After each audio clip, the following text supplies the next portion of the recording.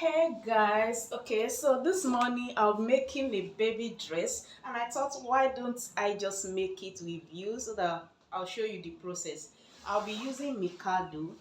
Okay, so a mother reached out to me last week to make a dress, wine dress for her baby's graduation. So I showed her a particular design we're working on and she loved it.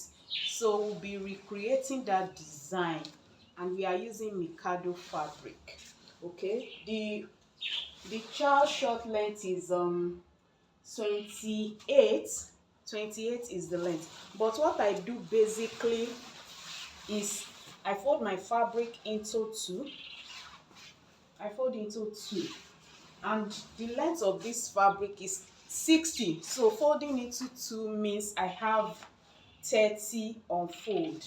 Then I'll fold 30 over again because I'm trying to cut a flare, so it has to be equal on all sides. So I'll measure 40 and fold over again. Excuse me. 30. This is not yet 30. Let's measure like this. Okay, this is where 30 is, and I'm going to fold at that point. I bought 2.5 yards for this project, so this is 30 on all sides, and this point is going to be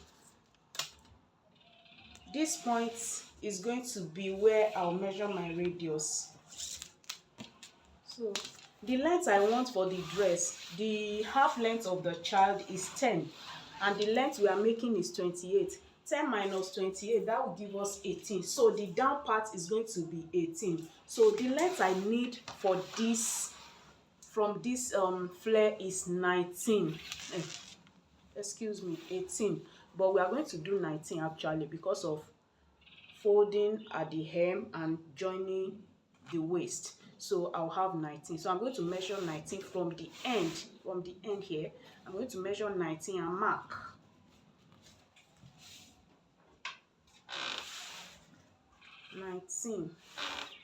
This marking is supposed to start from my radius, but because I'm not going to calculate radius in this case, so this is my 19. I will mark it. Then from there I will measure to my midpoint, my fold points, which is where I'm supposed to measure radius from, and I have 12. So that 12 automatically becomes my radius. Because I'm not actually working with the exact measurement of the child's waist, excuse me. I want a fullness on the waist, which means I'll be doing gathers around the waist. So that's why I use this method. I don't necessarily have to calculate the radius. I'm using whatever my fabric can take.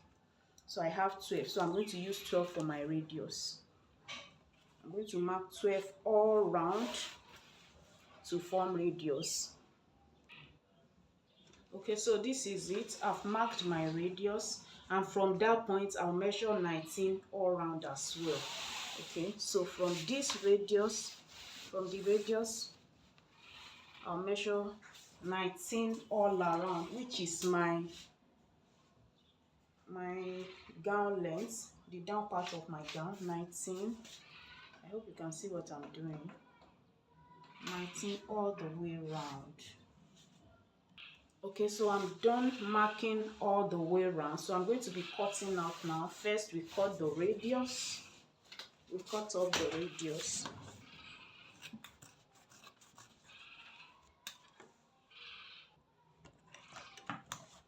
Cut off the radius.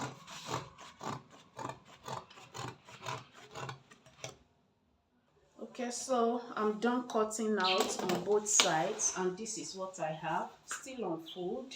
This is what I have. So I'm going to be notching my waist part. I'm going to be notching in 4 places. Here, I've explained before, if you have been following me for a while, why I notch like so that it can be easy to attach to the bodies and we can have our gathers evenly distributed. So I'm going to slit my back the zip side. I'm going to slit it to the length I want the zipper to get to. I'm not going to be slitting completely. If you are in our learning group, in our class, kiddies class, you will know why we don't slit our zipper side of a ball dress. You know why we don't slit completely. We still have a class on this and you can enroll. It's just 3,000 naira only. So this is our zip. This is our zipper area and this is the length, about 5 inches.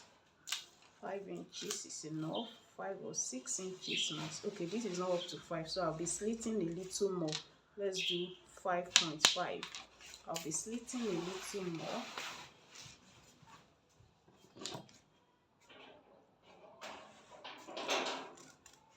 Okay, you can see how I notch this part so that the fixing of the zipper will be easy. That's why I did it like that. All right.